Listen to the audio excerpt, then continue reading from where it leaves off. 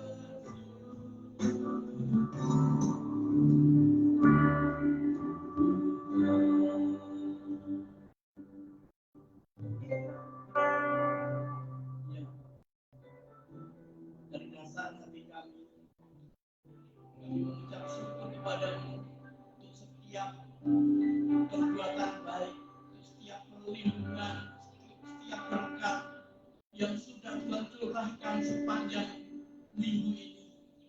Dan kami mau sekali lagi Tuhan memberkati kami dengan firman-Mu, karena manusia hidup tidak hanya dari roti saja, tapi juga dari setiap firman yang keluar dari mulut-Mu ya Tuhan. Sebab itu kami buka hati kami untuk kebenaran firman-Mu.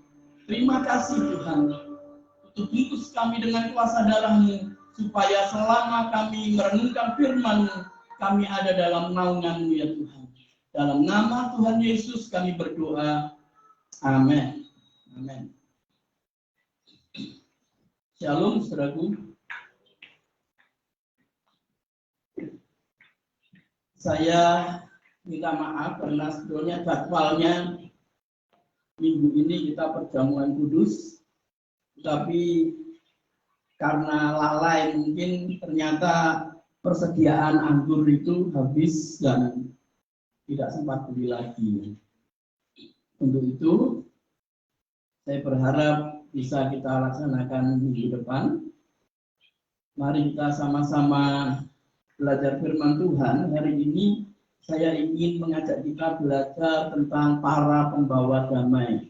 Dan saya yakin bahwa setiap kita bisa merenungkan baik-baik firman Tuhan pada hari ini.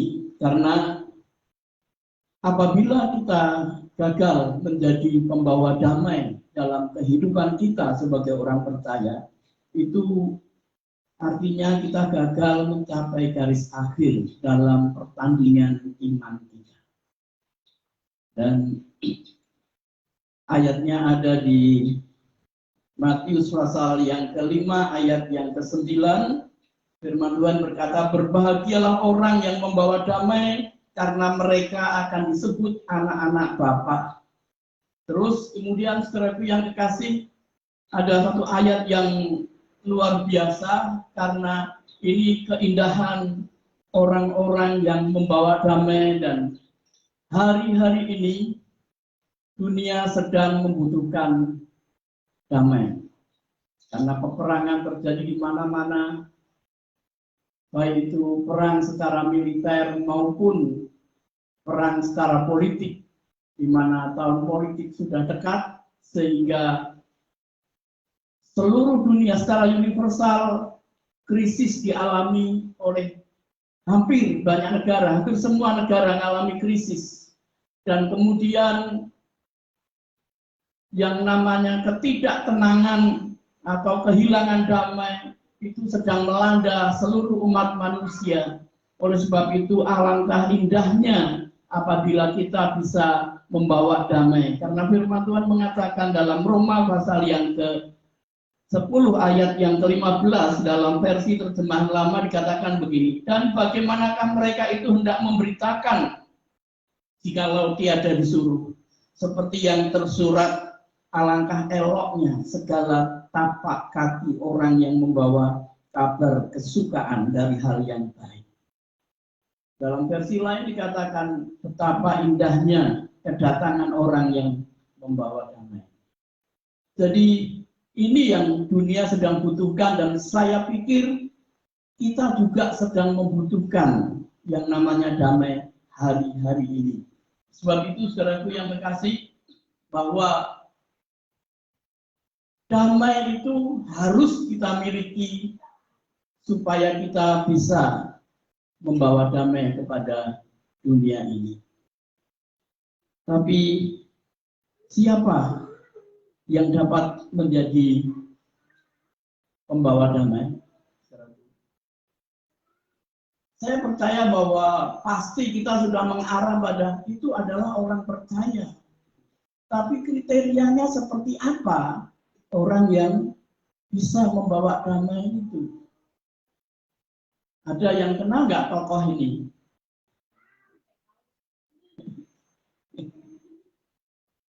Ini orang yang nggak suka kepada orang Kristen, tapi dia penggemar berat Tuhan Yesus. Kenapa? Karena dia kagum dengan ajaran Tuhan, tapi ketika dia masuk ke gereja, dia mengalami diskriminasi, dia mengalami penolakan. Orang-orang kulit putih di Afrika Selatan pada waktu itu berkata, orang kulit hitam nggak boleh masuk gereja, ini khusus untuk orang kulit putih katanya. Dan sejak saat itu yang namanya Gandhi atau Mahatma Gandhi, dia paling nggak suka dengan orang Kristen karena orang Kristen banyak yang munafik. Bicara tentang kasih, bicara tentang damai, bicara tentang kebaikan, tetapi ternyata mereka melakukan diskriminasi. Dan pada akhirnya tokoh ini menjadi pahlawan bagi orang India karena dia pulang ke India melawan kolonialisme Inggris dengan cara perlawanan tanpa kekerasan, dengan cara damai. Dan dia amalkan, dia lakukan ajaran Tuhan, walaupun dia nggak suka kepada orang Kristen, karena orang Kristen banyak yang munafik, sangat hipokrit, hanya bisa ngomong yang bagus-bagus, tapi tindakan tidak bagus. Ketika melihat orang kesusahan, hanya bisa ngomong, tapi tidak memberi jalan keluar. Saudaraku, untuk itu, siapa yang bisa menjadi pembawa damai? Yang pertama, saya ingin kita belajar 3 hal saja, nggak usah banyak-banyak, tapi saya berharap ini masuk dalam hati sanubari kita. Yang pertama, orang yang bisa membawa damai adalah orang yang sudah memiliki damai di hatinya. Bagaimana mungkin kita berbicara tentang Tuhan, bagaimana mungkin kita bisa mempertemukan Tuhan Yesus kalau dalam dirinya dia belum ketemu dengan Yesus. Dia tahu tentang Yesus, dia punya teori yang banyak tentang Yesus. Tapi kalau ada masalah kekerasan yang utama, kalau ada masalah dia lupa tentang firman Tuhan, yang dia tahu kalau dia ingin marah, dia akan marah. Tidak ada damai. Kalau dalam kehidupannya merasa tertekan, dia akan stres. Bagaimana orang stres bicara tentang damai kepada orang lain, bicara tentang keselamatan kepada orang lain, padahal dia sendiri stres. Oleh sebab itu, saudara yang dikasih, renungkan firman Tuhan baik-baik. Firman Tuhan mengatakan dalam Yohanes 7 ayat 38, barang siapa percaya kepadaku, seperti yang dikatakan oleh kitab suci, dari dalam hatinya mengalir aliran-aliran air hidup. Saya garis bawahi dulu, Yesus berkata, barang siapa percaya kepadaku, seperti yang dikatakan oleh kitab suci. Yang dikatakan, sekali lagi, yang tertulis, yang dikatakan oleh kitab suci. Barang siapa percaya kepadaku seperti yang dikatakan oleh kitab suci. Saya ingin memberi istilah yang luar biasa. Damai sejahtera akan mengalir dalam hatinya. Jadi damai itu bukan dari luar, tapi dari dalam keluar. Sentrifugal. Bukan dari luar ke dalam. Kalau kita dapat uang banyak, kita senang sekali gitu ya, itu sentrifugal. Dari luar ke dalam. Tapi damai yang Tuhan mau, Tuhan berikan kepada kita adalah dari dalam, baru keluar, menginspirasi, menulari orang lain, sehingga orang merasa damai, orang bisa senang, orang merasa terberkati dengan kehadiran kita, dengan kata-kata kita. Itu baru bisa membawa damai. Saudara yang dikasih, firman Tuhan mengatakan, barang siapa percaya kepadaku seperti yang dikatakan oleh kitab suci. Kita memang sudah percaya Tuhan semuanya, tapi seperti kitab suci atau enggak? Kalau seperti kitab suci, maka tidak ada kesulitan yang bisa menghancurkan damai sejahtera dalam hidup kita. Kalau kita nggak punya uang, kita stres, itu artinya damai belum ada dalam diri kita. Kalau kita nggak punya uang, kita cemas, maka tidak akan ada damai sejahtera. Oleh sebab itu, saya berkali-kali menyampaikan dan memberikan prinsip hidup saya. Hiduplah karena kasih karunia Tuhan, bukan oleh karena yang lain. Ada orang berpikir begini, seorang pekerja, saya kasih contoh. Ya, saya pinjam ikut ya. Kukun seorang tukang. Ketika dia bekerja, dapat hasil bagus, banyak gitu, dia senang. Tapi tidak lama kemudian dia berpikir, saya harus kerja lagi. Dan memang semua orang harus kerja terus gitu. Tapi ketika kerjaan itu belum ada tanda-tanda muncul, tidak ada rasa cemas di hati. Tidak ada rasa khawatir di hati. Kenapa? Karena kedamaian itu datangnya dari dalam. Kalau kita punya keyakinan bahwa hidup kita oleh anugerah, maka kita akan percaya pasti Tuhan beri jalan. Amin. Kalau kita percaya, kalau kita beranggapan begini, kalau aku tidak bekerja, aku tidak makan. Gitu. Memang kita punya pekerjaan dan kita bekerja, tapi kalau prinsipnya aku harus kerja, kalau tidak kerja aku nggak makan. Nanti kalau nggak kerja beneran, ya nggak makan. Kenapa? Terjadilah sesuai dengan imanmu. Tapi firman Tuhan mengatakan, barang siapa percaya kepadaku seperti yang dikatakan oleh kitab suci, maka dari dalam hatinya mengalir aliran-aliran air hidup.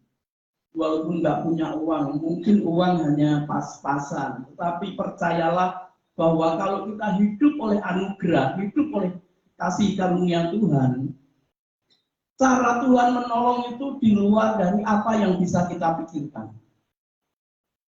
Kadang-kadang nggak masuk akal cara Tuhan menolong, tetapi itulah yang akan terjadi kalau kita percaya. Kalau kita masih cemas, kita masih was-was, waduh bulan depan belum ada proyek masuk. Bulan ini aja baru kita sedang akan jalani, kita sudah mikirnya bulan depan belum ada proyek. Terus mikir kebutuhan ini itu banyak sekali sehingga itu membuat pikiran kita jadi kalut. Saudaraku, damai sejahtera sekali lagi. Yang dari Tuhan itu dari dalam keluar. Sehingga itu akan mengimpartasi, menulari orang lain yang dekat dengan kita itu merasa damai. Ketika kita mengeluarkan kata-kata positif, ketika kita mengeluarkan kata-kata pengharapan, maka orang yang sedang kesusahan akan terhibur dan dikuatkan imannya. Tapi kalau orang datang kemudian kita keluarkan kebutuhan kita, keluhan kita, oh anakku perlu uang untuk kuliah, oh kami perlu makan, perlu beras untuk makan. Yang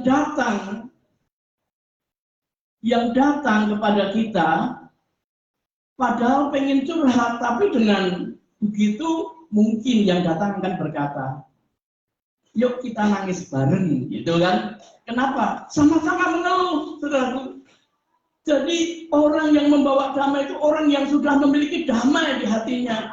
Artinya dia sudah selesai dengan dirinya. Dia tidak akan terganggu oleh ada atau tidak adanya uang. Dia tidak akan terganggu oleh perlakuan baik atau jahatnya orang kepada dia. Karena apa? Karena damai itu yang membuat kita ini bisa tenang. Kalau kita belum memiliki damai, orang nyinggung kita dikit aja, kita sudah jengkel setengah mati. Kita sudah rasanya, orang itu kok sombong sekali dan lain sebagainya. Oleh sebab itu, renungkan firman Tuhan baik-baik. Bahwa barang siapa percaya kepadaku, seperti yang dikatakan oleh kitab suci, dari dalam hatinya akan mengalir aliran-aliran air hidup. Yang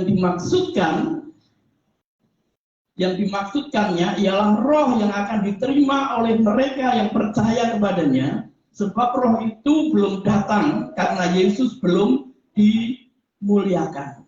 Nah, saudaraku, saya ingin mengajak kita membuka beberapa ayat selanjutnya ya dalam Yohanes pasal 14 ayat 25, 26 dan seterusnya. Firman Tuhan mengatakan begini. Semuanya itu kukatakan kepadamu selagi aku berada bersama-sama dengan kamu.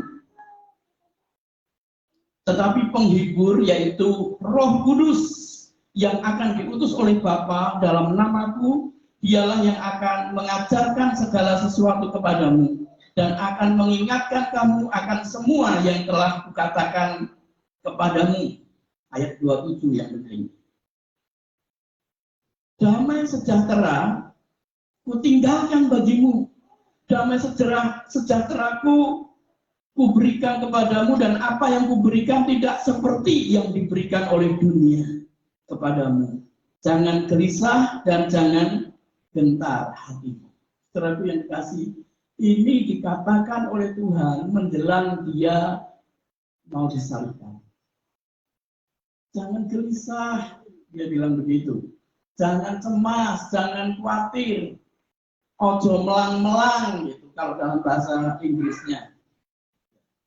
Saudaraku yang dikasih, karena damai sejahtera ditinggalkan oleh Bapa kepada kita, dan damai sejahteranya Tuhan itu beda dengan yang di dunia ini.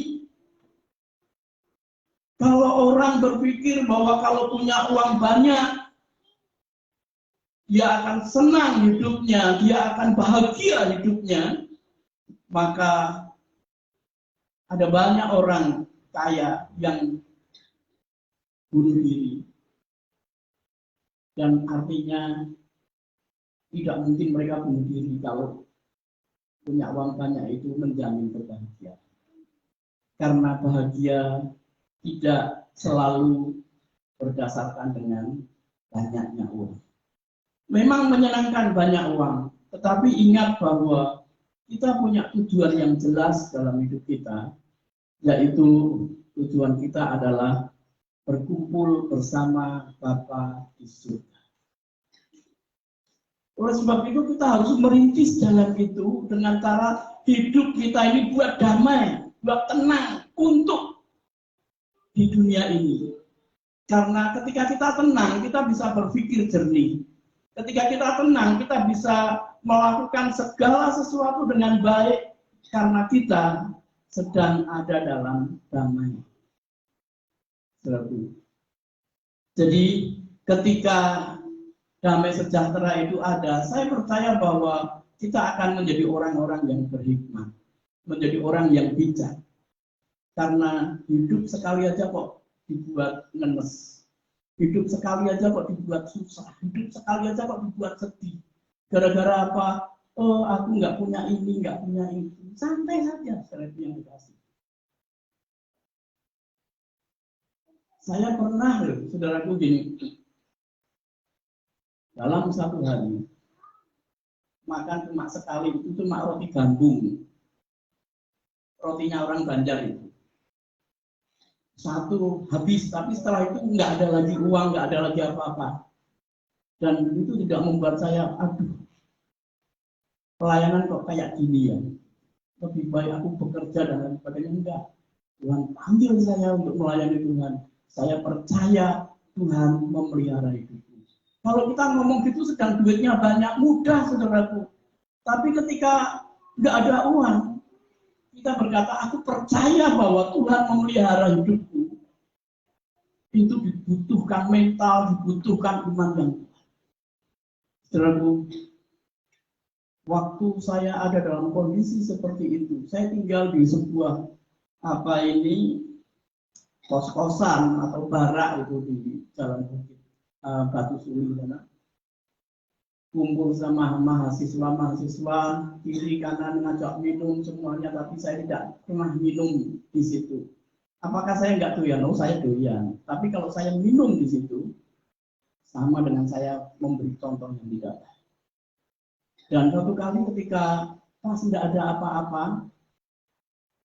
saya berdoa, ada orang ketuk-ketuk. Ya, hati saya berpikir bahwa Inilah jawaban dari Tuhan. Dengan sukacita saya bangkit dari doa, kemudian saya buka. Dan ternyata bukan orang ngasih uang, tapi tanya, Mas punya nasi enggak?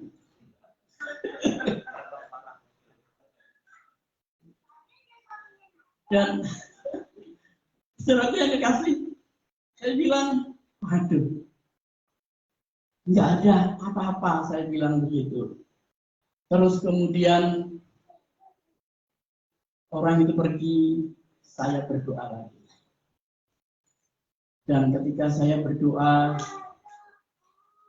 Tuhan, gak punya apa-apa ini Tuhan. Aku percaya Tuhan memelihara hidup.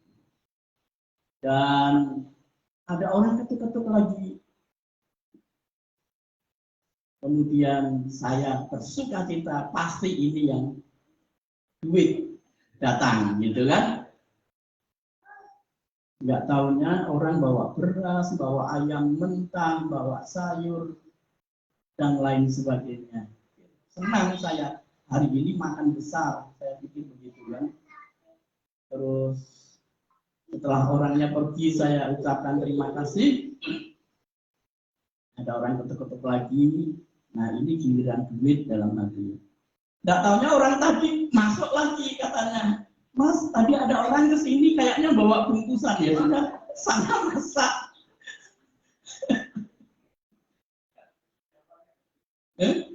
Nggak ada, saudaranya ada di sini. Setelah itu, kemudian saya tunggu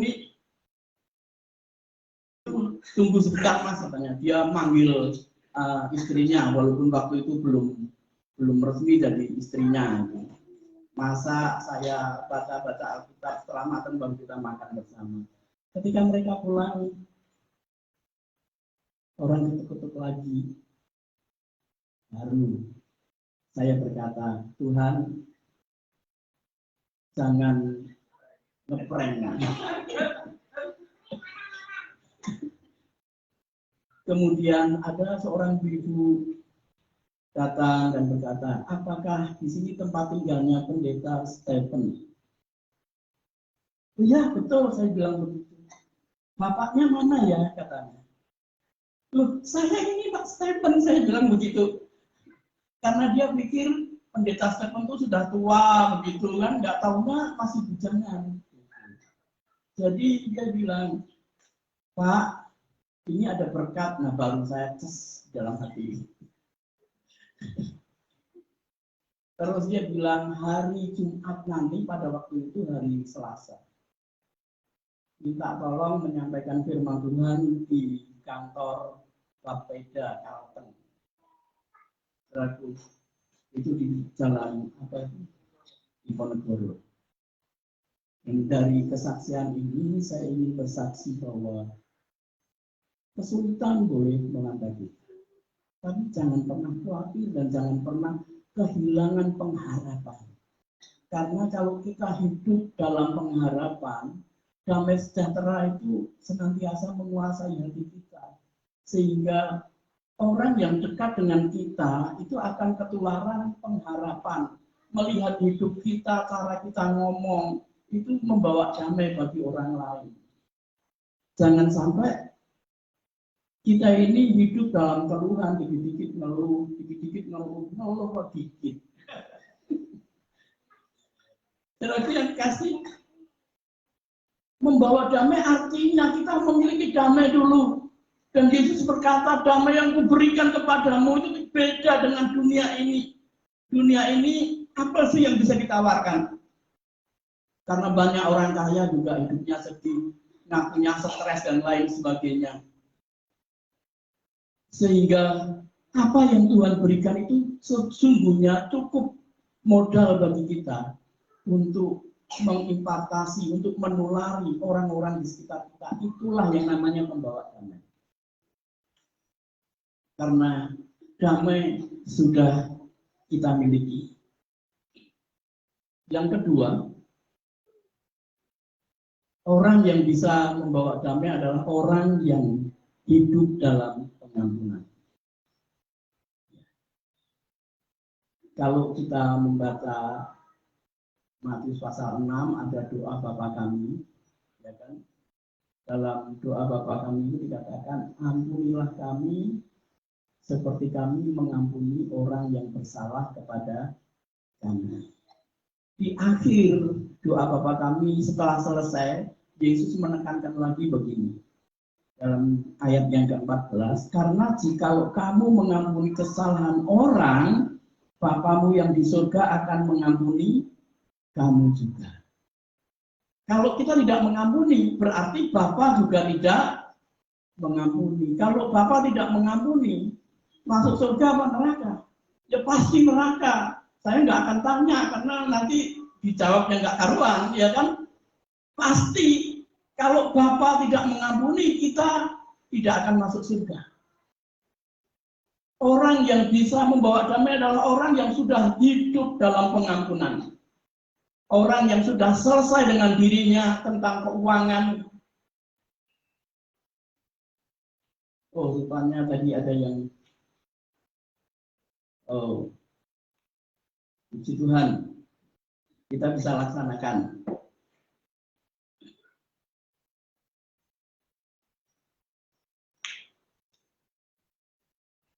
Jadi orang yang hidup dalam pengampunan, orang itu bisa membawa damai kepada orang lain. Bagaimana kita bisa membawa damai kalau dengan si A kita nggak bertegur sapa, dengan si B kita nggak bertegur sapa. Masuk gereja kayaknya kayak masuk neraka. Kenapa? Karena ada orang-orang yang tidak disukai. Saudaraku, orang yang bisa membawa damai adalah orang yang hidup dalam pengampunan. Dia sudah selesai terhadap dirinya, selesai tentang keuangan, tentang kenyamanan hidup. Dia sudah tidak peduli lagi nyaman atau tidak nyaman, yang penting ada Tuhan di dalam. Yang kedua, orang yang sudah selesai tentang keberadaan hatinya. Orang yang tidak mengampuni, dia tidak akan membawa damai, tidak bisa membawa damai, karena dia belum mengampuni orang lain. Dan sesungguhnya, orang yang tidak mengampuni orang lain, itu orang yang tidak tahu diri. Kenapa? Karena ketika orang tidak mengampuni orang lain, dia berpikir bahwa dia benar, gitu kan? Padahal kalau kita bicara tentang kesalahan, orang lain punya kesalahan, tapi kita juga mungkin lebih banyak dari orang lain. Sehingga kalau kita ini gara-gara orang menyinggung kita, gara-gara orang curang kepada kita, gara-gara orang itu melakukan yang tidak berkenan di hati kita, kita sakit hati. Karena kita pikir orang itu jahat, orang itu tidak baik. Dan kemudian kita akan diwarnai, dipenuhi pikiran kita dengan pikiran-pikiran yang negatif. Jadi pikiran kita itu terhadap orang negatif terus. Kenapa? Karena hati kita masih terluka. Kita belum selesai. Hati kita belum dipulihkan. Orang yang membawa damai adalah orang yang sudah dipulihkan karena dia sudah minta ampun kepada Tuhan dan Tuhan mengampuni dia. Ketika dia tidak bisa mengampuni, maka damai sejahtera tidak akan ada dalam diri. Saudaraku yang dikasih, pengampunan itu mutlak harus kita lepaskan, kita berikan kepada siapapun yang bersalah kepada kita. Karena kalau kita tidak mengampuni, firman Tuhan berkata, Bapamu di surga juga tidak mengampuni. Ini kayaknya hal yang klise, yang sudah sering diomongkan. Tapi banyak orang Kristen yang masih belum selesai dengan hal ini. Itulah sebabnya kenapa ada pertengkaran. Itulah sebabnya kenapa ada perpisahan, perceraian. Kenapa terjadi? Karena tidak adanya pengampunan satu dengan yang lainnya. Padahal Firman Tuhan mengatakan, barang siapa percaya kepadaku, kata Tuhan Yesus, seperti yang dikatakan oleh kitab suci, maka dari dalam hatinya akan mengalir aliran-aliran air hidup. Yang dimaksudkannya adalah roh yang akan diberikan oleh Bapa kepada orang itu. Kalau kita tidak bisa mengampuni, itu areanya ada di hati. Dan lebih tragisnya lagi, celakanya lagi gini, Tuhan tidak melihat penampilan, tapi Tuhan melihat hati. Dan semua kebaikan atau keburukan itu hulunya, asalnya dari hati. Kalau kita ini mengampuni orang lain, keluar dari hati, tidak ada kita ini benci dengan tetangga, tidak ada kita ini benci dengan teman segereja, tidak ada kita benci dengan teman sekerja. Kenapa? Karena kita hidup dalam pengampunan. Tidak ada lagi suami istri pukul-pukulan, tidak ada lagi UFO, piring terbang, begitu. Tidak ada. Kenapa? Karena sudah saling mengampuni. Kalau tidak bisa mengampuni, dia boleh jadi orang Kristen sampai dia mati, dia ngaku Kristen, tapi dia tidak akan masuk surga. Karena kalau kamu tidak mengampuni, Bapamu di surga juga tidak mengampuni. Dan kalau kita mengampuni, itu harus benar-benar murni mengampuni. Artinya seperti tidak pernah terjadi apa-apa. Kalau dulu seringkali orang memberi lukisan atau ilustrasi seperti perangko nempel, kemudian ketika dicabut dia tidak akan utuh lagi, mesti ada bekasnya. Itu contoh pengampunan yang tidak murni, contoh pengampunan yang munafik. Katanya mengampuni, sudah daripada kita kelahi terus, ya kan? Aku mengampuni kamu, tapi kita nggak usah berhubungan lagi. Kita nggak usah berteman aja. Supaya apa? Kita nggak kelahi katanya. Salah besar. Kalau kita mengampuni, kita bisa melakukan hubungan seperti tidak pernah terjadi apa-apa. Seperti dulu ketika tidak terjadi. Kalau kita ini setelah saling bermaafan, kemudian ada jarak, ada gap, mungkin kita nggak ngomong nggak suka, tapi di hati kita ada sesuatu yang beda sudah begitu. Itu belum mengampuni. Mari kita sama-sama belajar untuk percaya kepada Tuhan, itu seperti yang dikatakan oleh kitab suci. Jadi kalau saya bicara tentang apa yang dikatakan kitab suci, itu sebetulnya sesuatu yang luas, yang pokok bahasanya itu nggak selesai 1 jam dibahas. Kenapa? Karena banyak sekali hal-hal yang seringkali dilakukan oleh orang Kristen itu tidak sesuai dengan firman Tuhan. Misalnya contoh kecil, sembahyang di kuburan, waktu Paskah di kuburan, terus 40 hari diperingati, nggak ada itu Alkitab guru yang seperti itu. Kebaktian mengenang 40 hari, mengenang setahun almarhum, bla bla bla. Saudaraku, apa yang dilakukan orang-orang itu dilakukan juga oleh orang dunia ini. Jadi itu yang disebut dengan sinkretisme, mencampurkan kepercayaan lain ke dalam kekristenan, walaupun disertai dengan doa, disertai dengan khotbah, firman Tuhan dibacakan. Tapi ingatlah bahwa saudara kita dari Jawa itu tiap kali ada orang meninggal 7 hari diperingati, 40 hari, kemudian nyatus atau 100 hari, terus mendak pisan, mendak pindo nanti 1000 hari gitu. Terus kita melakukan juga. Terus bedanya apa dengan dunia? Padahal firman Tuhan mengatakan jangan kamu menjadi serupa dengan dunia ini. Apalagi saya melihat ada pendeta melakukan mitoni, siraman. Aduh, ini pendeta belajarnya dari mana saya nggak tahu.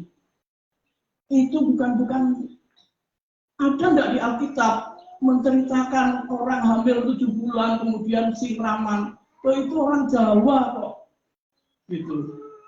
Maka kalau kita bicara tentang seperti yang dikatakan kitab suci terlalu luas, maka saya akan batasi supaya mengerucut dan kita bisa menerima. Yang pertama, orang yang bisa membawa damai itu adalah orang yang sudah memiliki damai, sudah selesai dengan dirinya, selesai tentang keuangan, tentang kenyamanan hidup. Dia sudah nggak peduli lagi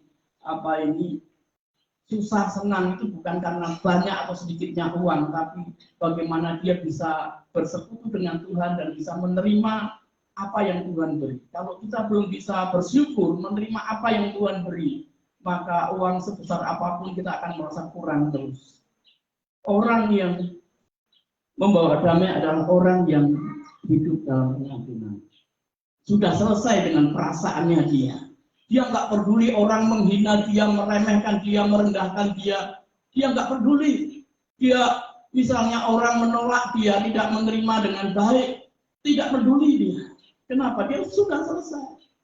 Bahwa aku ini berharga di mata Tuhan, di mata dunia, di mata orang mungkin nggak berharga, nggak masalah bagi kita.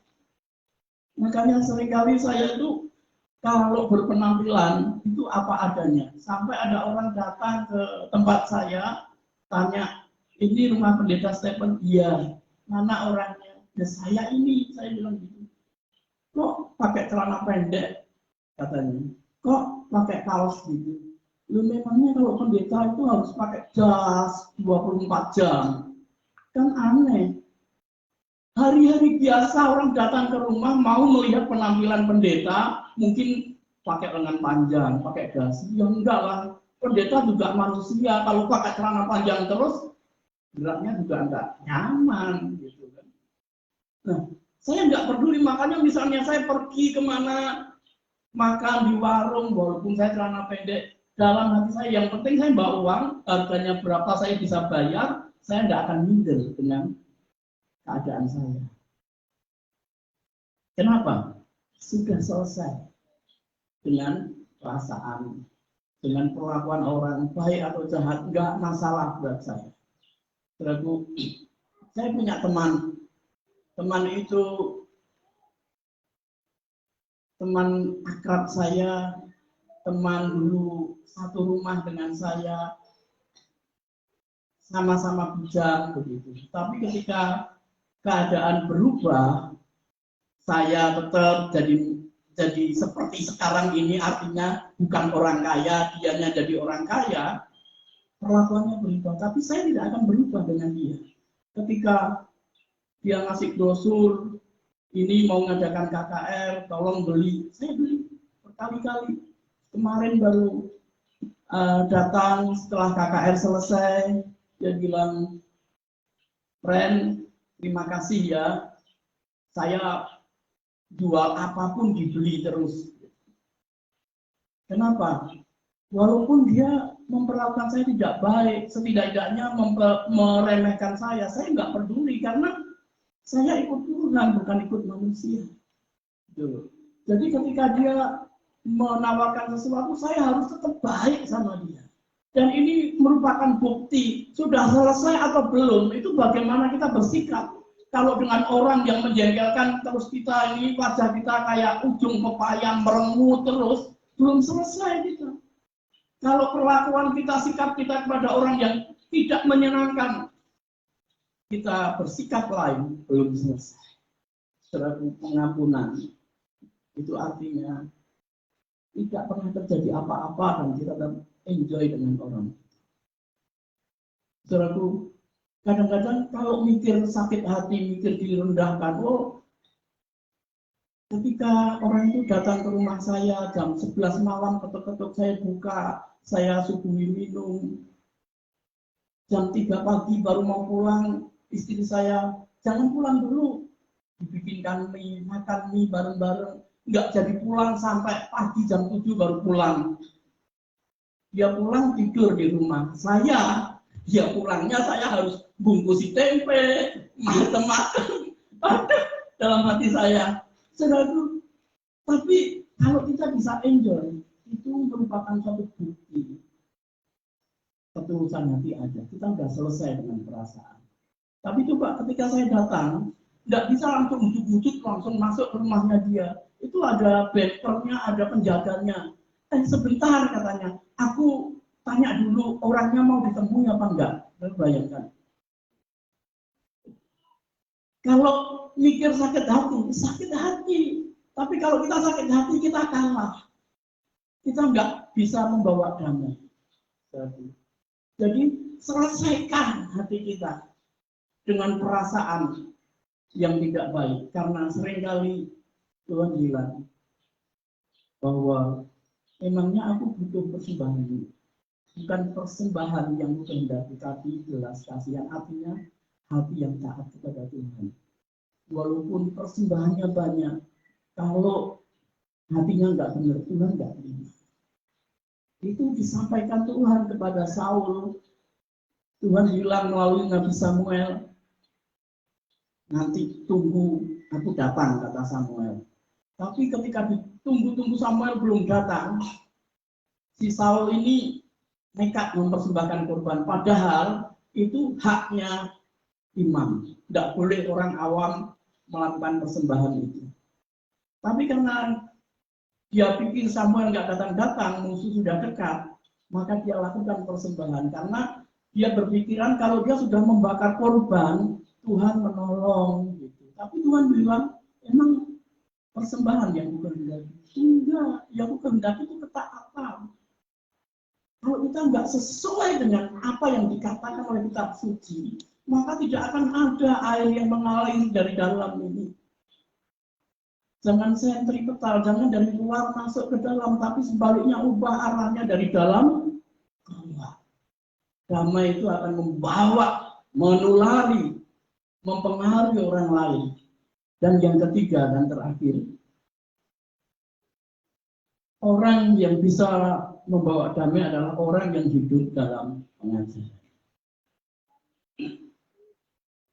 Firman Tuhan mengatakan dalam Matius pasal 20, pasal 28 ayat 20, dan ajarlah mereka melakukan segala sesuatu yang telah kuperintahkan kepadamu, dan ketahuilah aku menyertai kamu senantiasa sampai kepada akhir zaman. Orang Kristen harus menjadi pengajar-pengajar. Pengajar apa? Firman Tuhan. Jadi kalau ada seseorang berbicara, hendaklah dia berbicara sebagai orang yang menyampaikan firman Tuhan. Dan menjadi sesuatu yang mengerikan bagi saya. Kalau jadi Kristen sudah 10 tahun, 20 tahun, ini nggak tahu, itu nggak tahu, perpuluhan nggak tahu, dan yang lain-lain nggak tahu misalnya. Boleh nggak pertanyaan yang sepele-sepele ditanyakan? Boleh nggak kita ini sembahyang 40 hari? Artinya dia nggak tahu firman. Bagaimana akan mengajar orang lain kalau dia nggak tahu firman Tuhan? Lazarus itu boleh apa enggak dan lain sebagainya, hal-hal yang dasar seperti itu masih ditanyakan, itu pertanda dia nggak siap, dia tidak punya pengajaran dalam hatinya.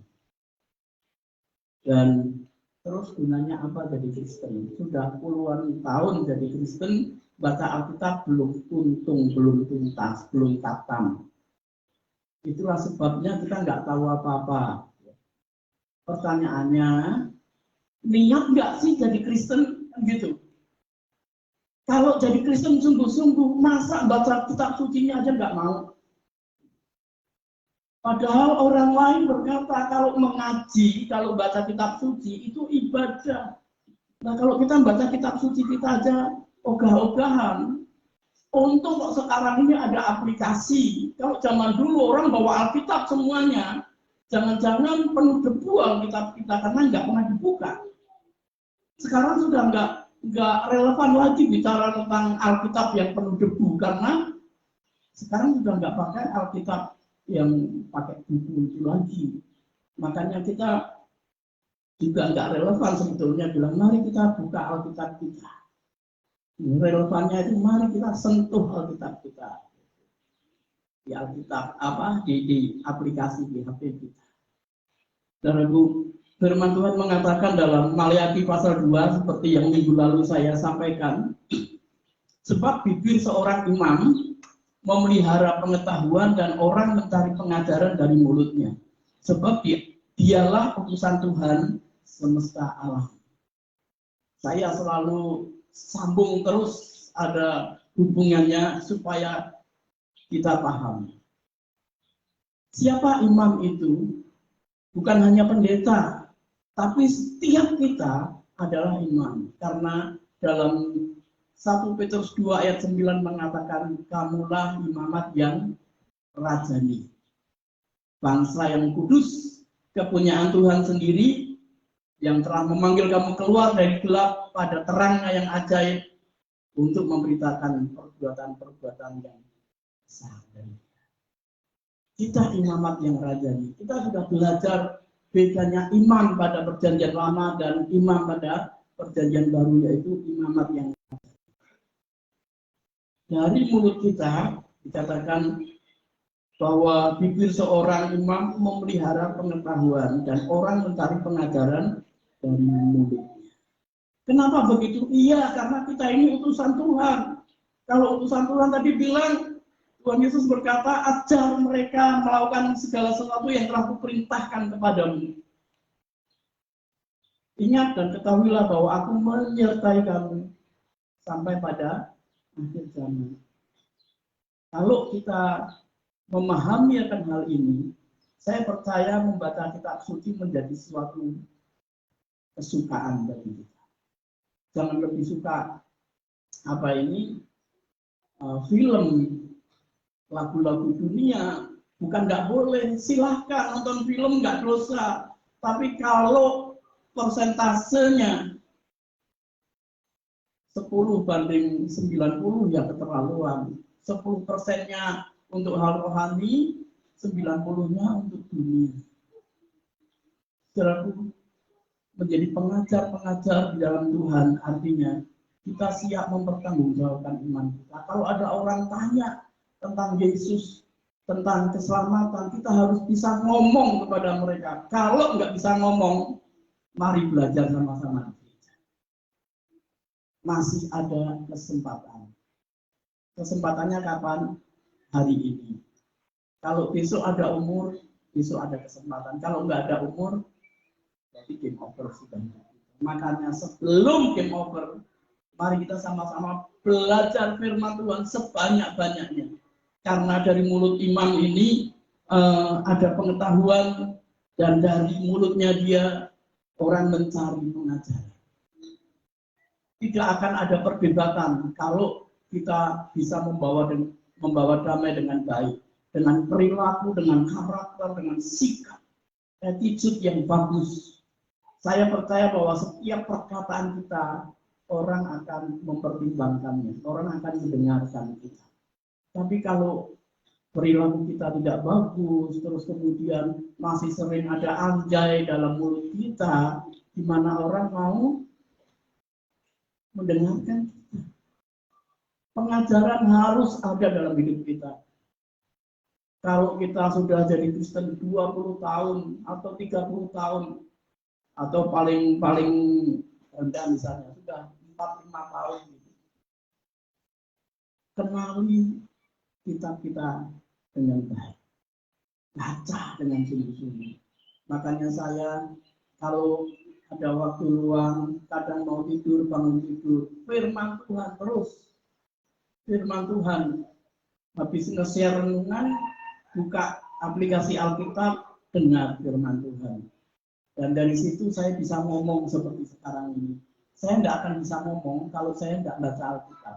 Kalau saya tidak tahu Alkitab, saya tidak akan bisa ngomong. Oleh sebab itu, saudaraku yang dikasih, saya tidak akan berpanjang lebar karena saya pikir sudah ada setengah jam kali. Kita akan sama-sama mengakhiri pemberitaan firman dan kita akan masuk dalam perjamuan kudus.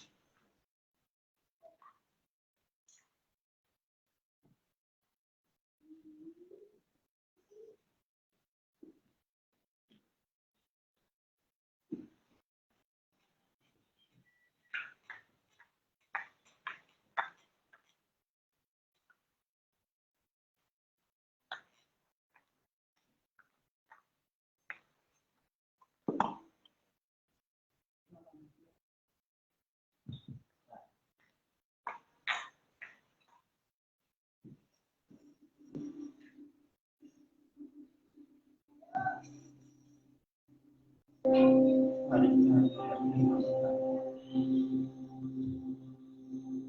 Hanya orang yang bisa membawa damai, dia yang akan sampai kepada Bapa di surga, yaitu orang-orang yang memiliki damai, yang percaya kepada Tuhan, seperti yang dikatakan kitab suci. Orang-orang yang bisa mentransferkan damai sejahtera itu kepada orang lain.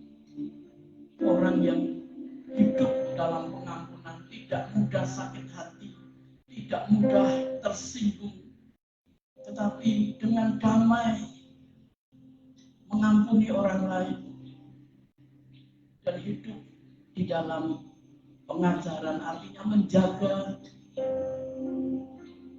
bibirnya, mulutnya dengan firman Tuhan.